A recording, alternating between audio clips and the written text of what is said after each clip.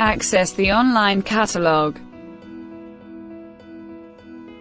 Select the 3D object to publish.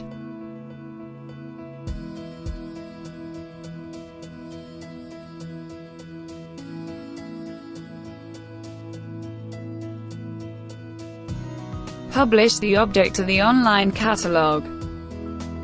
Log on using your account credentials.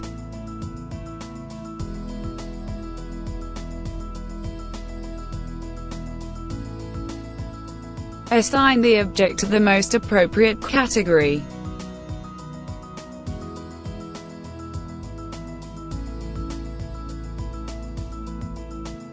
If you can't find the right category, assign the object to the generic category, Other.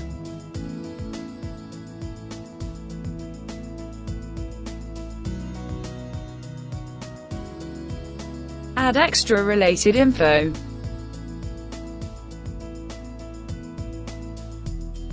Share the object in the online catalog with other users.